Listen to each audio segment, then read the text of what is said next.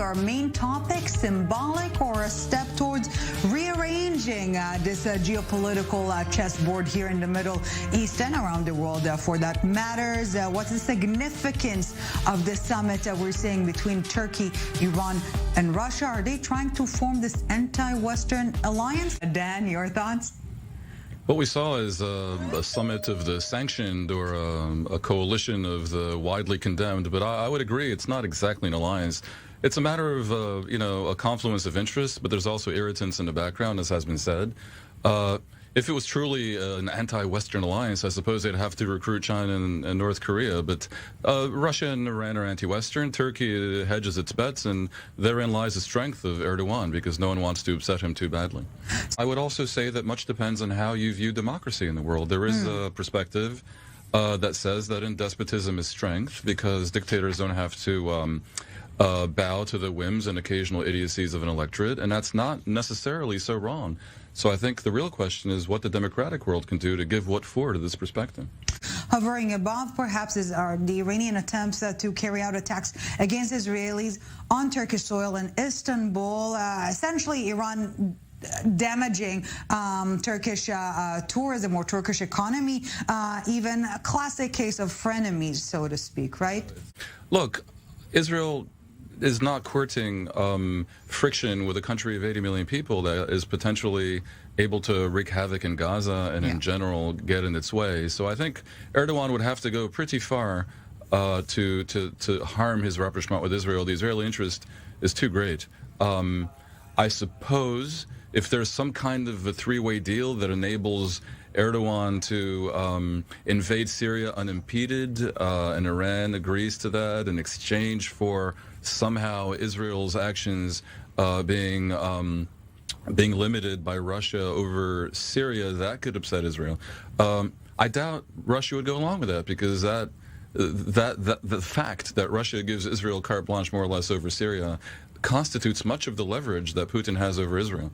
The problem is with Russia, and Turkey does not want to kill Russian soldiers, in contrast to Iranian militias, and therefore Turkey is trying to convince Russia to withdraw and is trying to use its leverage. And this show of waiting was a portrait of how the dynamics between Turkey and Russia have changed over the recent years, as Turkey has pushed Russia back in Nagorno-Karabakh, in Libya, in Syria, and now in Ukraine.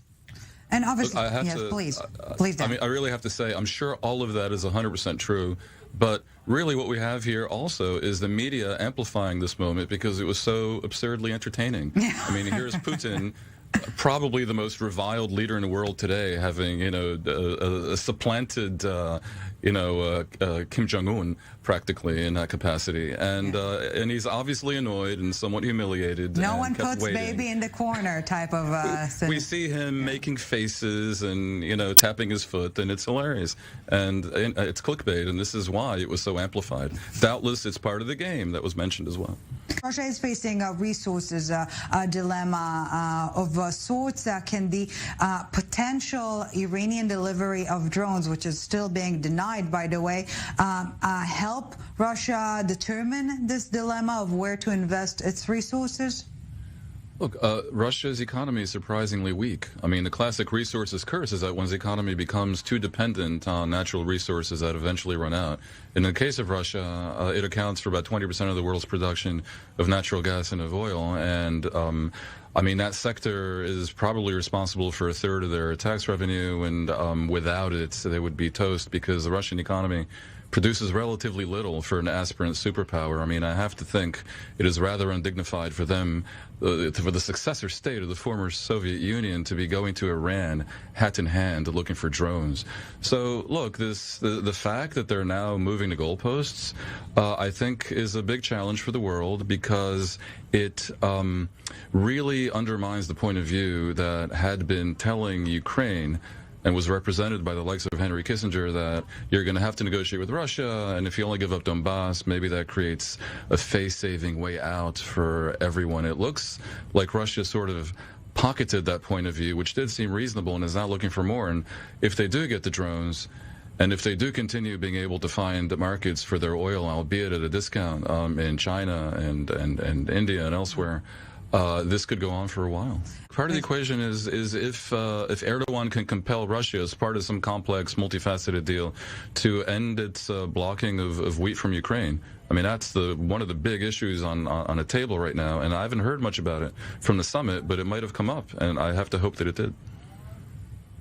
Yes, we have to hope for that. Turkey is the only country who's working really on that, because otherwise we will have a global food crisis. Ideologically, the concept fits into Iran's supreme leader's worldview, because he wants to build a resistance economy to neutralize sanctions while deepening partnerships with Russia and China.